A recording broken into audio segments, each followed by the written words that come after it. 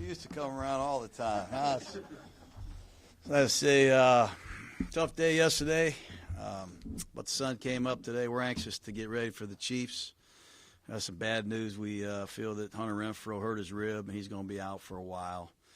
Big loss for our team, and I'll be happy to answer any questions that I can. Did Hunter come back with the team? Yes. I'm not going to get into the severity because I really don't know. We're looking at his ribs, and as soon as I get the official exact determination, I'll let you know. Where do you go in the slot? We'll obviously have Keelan Doss, who's played in the slot a little bit this year. He's a good player. Darren Waller can play in the slot. Carrier can play in the slot. And Zay Jones made a living in the slot at East Carolina, so we'll see. We'll see who we plug in there as we prepare for the Chiefs. But it's a big loss for us. We've had a lot of turnover at that position this year. It's really too bad. I'll say this: Renfrow is going to be a great Raider. He's really been playing good for us. I'm sure it wasn't fun to look at the film from that game, but gain any insights on how things kind of snowballed and got away? You know, as opening drive, we won the toss. We went down, had a field goal. We mishandled a pass. And then we had the ball again, and we mishandled another pass. It was a big play. Would have set up a scoring opportunity. And then we had the ball again, and we missed a field goal. And we missed some opportunities to put points on the board. There was a questionable call on a personal foul on the quarterback, which put points on their board that I didn't agree with. But I don't agree with many things that happen in life. You know, we did not get that contagious playmaking vibe yesterday. We're waiting for somebody to make a play. It just didn't happen. I take credit for it. I got to do a better job. But a learning experience for our entire team, and hopefully it makes us better in the long run. Jon, your team is young, as you pointed out, but do you think there was any looking ahead, you know? No, this team. No. We had 4 straight games go down the last play of the game. You know, 4 in a row. Houston, Detroit, Chargers, Cincinnati. The team's fighting hard. You know, I think sometimes fatigue might be a problem. You know, a 6-hour flight. We were delayed 2 hours getting in. 3-hour time change. East Coast kickoff at 1 o'clock was hard when I coached a veteran Raider team years ago. And we are not a lot of experienced people when it comes to rain and cold. And I'm not making any excuses, but hopefully that got our attention, and it makes us better as we prepare for, you know, one of the best teams in football in another cold, nasty place. Cold and rain again. How do you go about, for guys that aren't used to playing, how do you go about simulating that being in California? I'm not a genius. I'm not Thomas Edison. I don't know how to do that. You know, we're just trying to show pictures of people that are cold, that deal with cold. I don't know. We're not going to over analyze it. You know, we did not play our best football.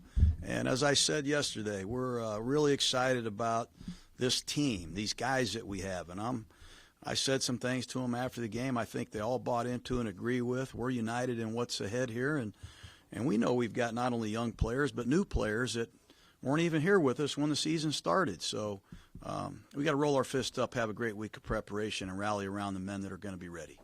Are you confident that the team can put this behind them as quickly as they need to and move on? Yeah, I'm very confident in that. It doesn't mean we're going to go out there and do anything. We're going to have to earn every first down. We're going to have to work hard to get Mahomes off the field. They're coming off a bye week. They'll be fresh as daisies. So it'll be a great challenge in one of the great places and great rivalries in football. So hopefully it brings out a much better performance in us. Do you know why Andy is so good after a bye week? Do you have any insight? He has good players. That helps. He's a good coach. You know, I think that's a combination of all of that. You know, my sources tell me he gave his team most of the week off, so hopefully a lot of their flights are delayed and they're late getting in today. You got the first game against Mahomes. You obviously started well against him. Second half, you were able to keep them under control. The second quarter obviously did not go the way you guys wanted. What do you, when you look back at that game, what did you guys need to do better? And how Well, do you we started off 10-0, and we had the ball at midfield. You know, we needed to, I think, finish a couple drives there in the first half, take advantage of a 10-point lead and field position in our home crowd. We failed to do that offensively. And you got to credit this Mahomes now. I mean, he's not only got great receivers, he's got one heck of an arm. He makes and attempts throws I have not seen before. And when he gets hot, he can really hurt you. We just got to keep the ball in front of us. We can't give up the vertical bombs. We just can't do it. We've got to work hard this week on preventing that. And it was jaw-dropping, the display that he put on there for about 6 minutes. And we got to try to eliminate that, obviously. You talked about the rivalry and playing in Arrowhead. Is this sort of the type of game when you came back into coaching that you were looking forward to these types of games? Pretty much. I mean, when I remember coming here in 1998, I think it was, we hadn't had any success against the Chiefs. And the biggest win I think that I had as a coach, other than, you know, one game, was beating Kansas City in the Millennium Game, 2000, the end of the season. But that's a long time ago. This is great for NFL fans and football, and we're excited to have a meaningful game this time of year against the Chiefs. How do you handle a post-game flight like that, a cross-country flight? Are you just standing in your chair and watching film, or are you talking to players, or are you just letting them go, or how do you deal with the... A little bit of both. You know, I go back in the plane, talk to a few of the guys, but, you know, pretty much turn on the film, study what happened in the Jets game, and then get on to the Chiefs. You know, we have Thanksgiving coming up here. I'm respectful of that. We got a lot to be thankful for, so we're going to try to keep our schedule normal, but we want to do as good a job as we can as coaches to prepare our guys for Kansas City. So we spent 4 or 5 hours on the plane. We've had a great schedule this year. We've had a chance to spend numerous hours on the plane. I've gotten really good at studying on planes. So that's what I did. That's what we did as a staff. Back this week, and what can he bring to it? I don't know that he'll be back this week, but he'll be back soon, either this week or next.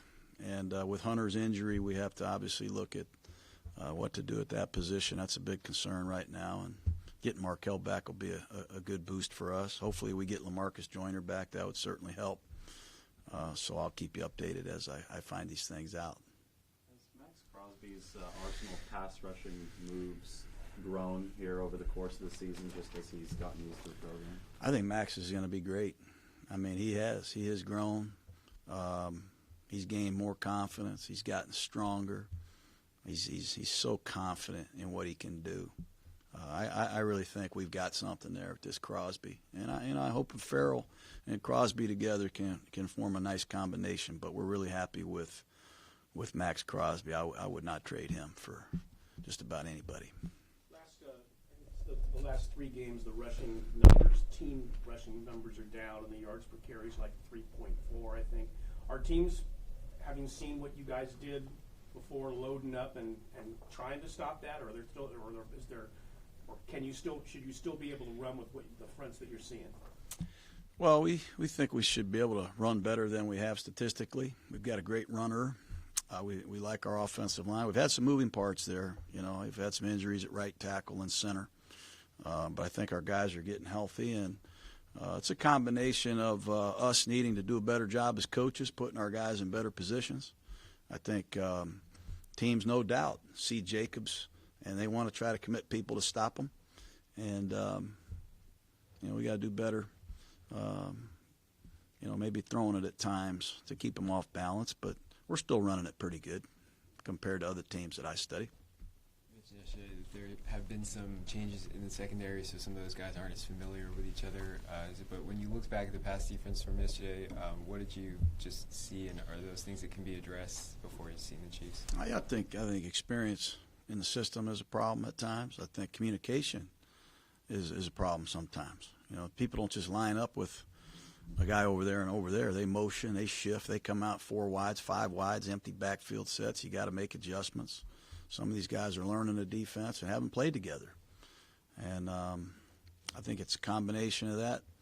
You know, we've lost linebackers, we've lost safeties, and we've lost our nickel back.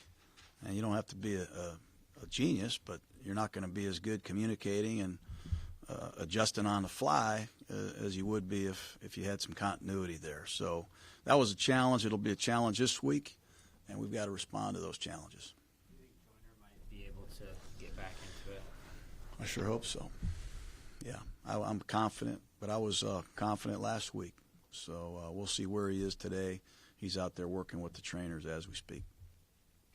Almost a year ago exactly that you guys signed Darren Waller off the Ravens practice squad right after you played the Ravens the previous Sunday. Look back on what you've gotten from him in the last year. What did you really think you were getting at the time? Well, we knew we were getting a great-looking athlete. I mean, his athletic ability at Georgia Tech is undeniable. I mean, he's big and fast, and he had really developed physically. But you know, I would not hesitate to say I think he's as good as any tight end in the league when it comes to doing it all: blocking, catching, lining up anywhere. If you asked him to cover a punt, he'd cover a punt and be a great gunner. He's been astonishing. It's been a great story for young people. I know there's a lot of young guys out there, young people that have problems. What a source of strength, and what a great accomplishment. But I had no idea he would be able to do this. He's essentially a rookie, you know, playing tight end. He was a wide receiver, and he's transformed himself into one of the best tight ends in football, and we're excited about having him as a Raider. Time for two more guys. Terrell Williams has done some nice things for you. He's also dropped some passes. Do you have any concerns ever about his focus or confidence when he goes through a stretch like that? You know, not focus and concentration. I think he's had some foot problems. You know, it's really, you know, he's missed a lot of time. He's missed some games. And I don't know that he's 100%, but he's given us everything he has, and I admire him. I think he's a good player. He's fighting through some tough times. He knows we need him. And you know, it's been a tough year at our receiving position, but he's had some tough moments. He's also had some really good moments, and hopefully we'll see the best of him down the stretch.